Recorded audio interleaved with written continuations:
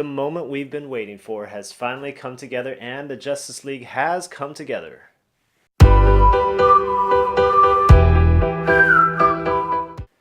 Hey everyone, welcome to Real Minutes. My name is William Kwok, and let's get into my review of the Justice League. Remember to stick around for the entire video, and at the end I'll have some great audience reactions from people who saw the movie with me. Justice League brings together some amazing superheroes. It brings together Wonder Woman, Aquaman, Batman, The Flash, Cyborg, as well as a few other surprises that I'm not really going to go into, as this isn't really a spoiler review. But you can go and watch the movie, and then after you've seen the movie, you'll think, oh, that's what he was talking about. So the Justice League is kind of a DC type of Avengers movie, if you will. You know, Marvel had the Avengers with their superhero casting and ensemble. Now, Warner Brothers and DC Comics have their own version, with the Justice League bringing together some amazing superheroes. Now, how is the movie itself?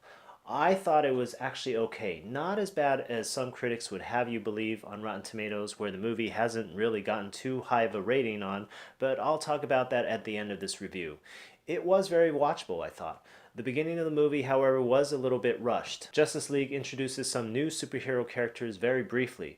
I thought a little more time could have been spent on that to get us better acquainted with Cyborg, The Flash, and Aquaman. For those who are not in the know, Warner Brothers had some sort of requirement where they told the director, you've got to cut out 45 minutes of footage, or something like that. So originally the movie was probably about 2 hours 45 minutes, maybe 3 hours, and now it's been cut down to 2 hours, probably for financial decisions, so that they can get more butts into the seats into the theater. You know, with a 2-hour movie versus an almost 3-hour movie, you're going to generate a lot more people coming into the theater, and you're going to be able to have a lot more screenings that way. Plus, Warner Brothers has got a little bit of money riding on this movie because it cost them a nice chunk of change. Steppenwolf is the main villain, and he's this kind of bad guy who's from another planet.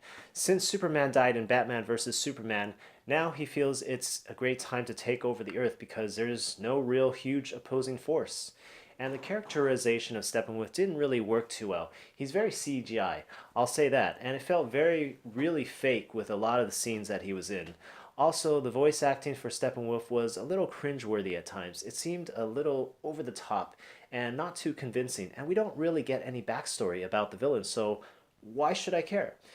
He's just like this cardstock bad guy in my opinion, and that they just put him in there for the sake of putting him there so that they can bring all the superheroes together. But I guess he was powerful enough where it warranted bringing together all the superheroes in this movie.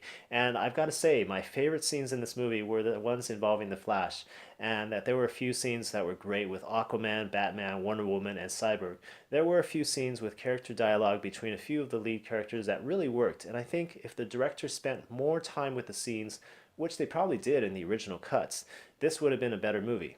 It would have been better because we missed a lot of backstory, even character introductions that we should have gotten in the director's cut. And there's even scenes in this movie that were shown in the trailers that are not in this movie. Here's an example or two. I'll take that as a yes.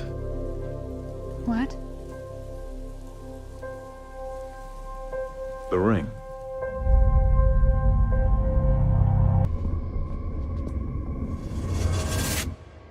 You said you'd come. Now let's hope you're not too late.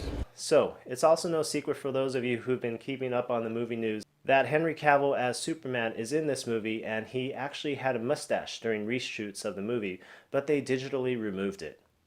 So there were scenes that maybe if you watched it closely enough you can notice, oh, okay, that doesn't really look quite right. But, you know, I didn't think it was too terrible. I certainly didn't notice. I wasn't really looking for it at all either, so it works for me. You know, there's a lot of comedy in this movie, actually a lot more than previous related movies such as Batman vs. Superman and Man of Steel. In terms of directing, I think you can see in certain parts of the movie where there was a little handoff from where Zack Snyder was the director to where Joss Whedon, who actually also directed The Avengers, took over and made this more of a superhero kind of movie with all of them coming together and working as an ensemble cast. I thought what worked really well were the scenes where the Justice members interacted with each other, but I wish there was more time spent letting us get acquainted with each of the characters, which the film did not do because the beginning of the film felt very rushed with character intros. The action starts almost immediately in this movie, so there's really not a lot of time for reflection, and I guess that's where you can see where a lot of the movie got put on the cutting floor to be pared down to just 2 hours. Overall, though, I really enjoyed this movie, and I think it was a very fanboy type of movie, if you will.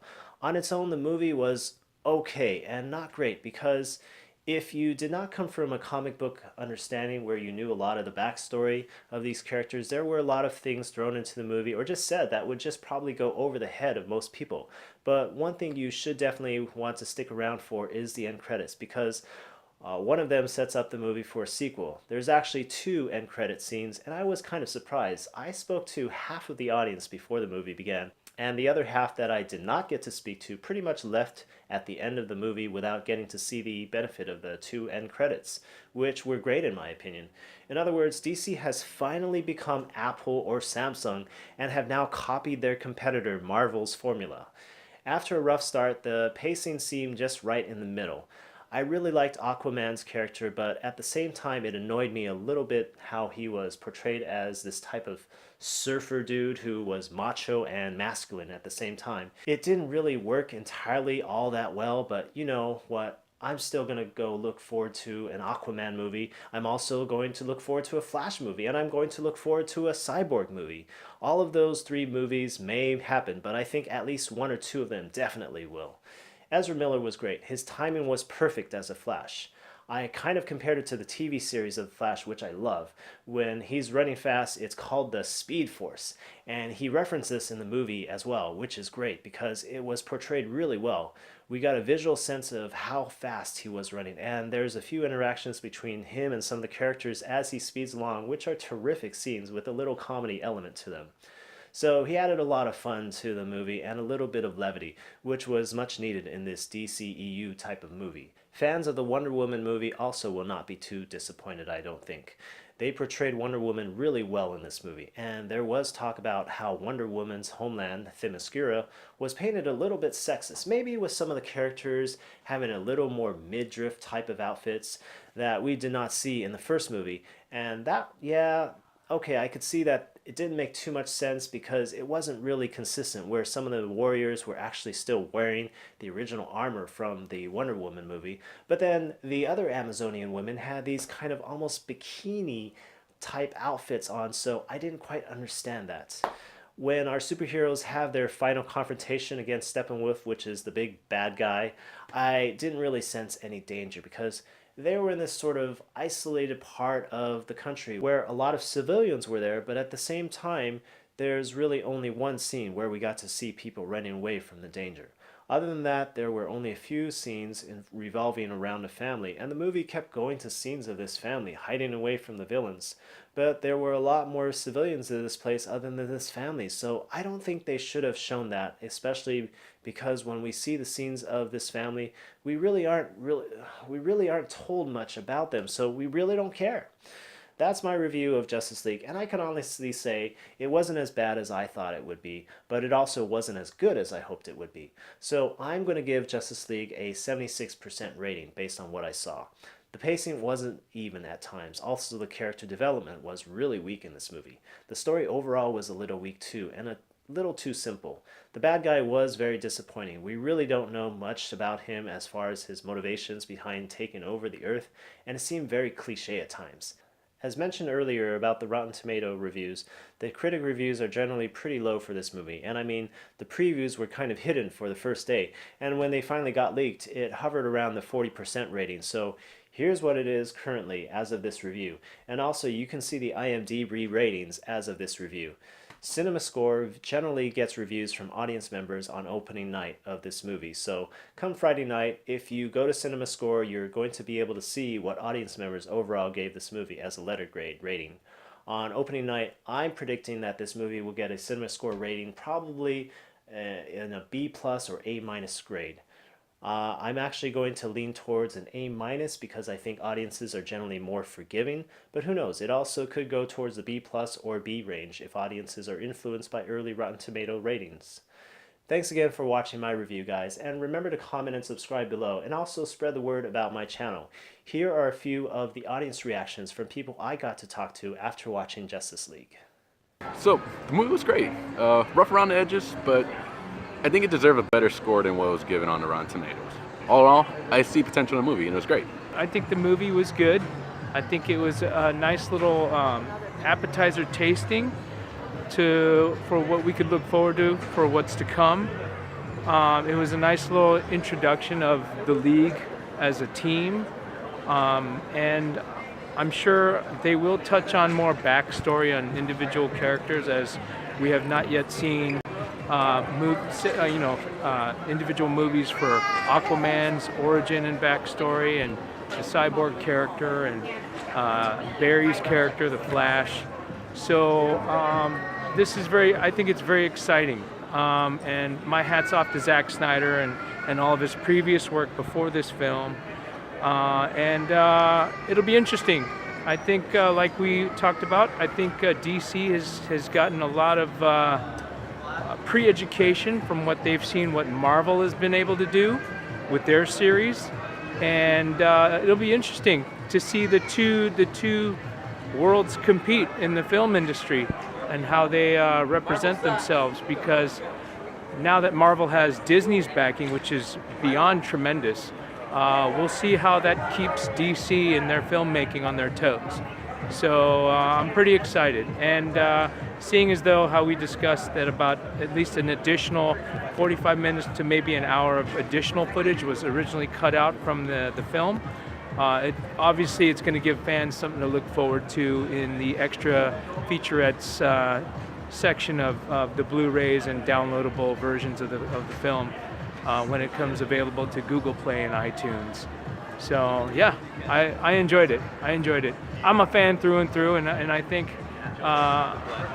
DC and the filmmakers can count on the education and the level of fan base that exists now is not so much, I think, in the shadows of not knowing what's going on, because I know they rushed a little bit in the storyline here to introduce characters, but rest assured the fan base is, I think, strong enough now today to where, individual fans will go out and research even the back history of individual characters even on their own, without even the aid or the help of the filmmakers nowadays, because that's how big I think this is.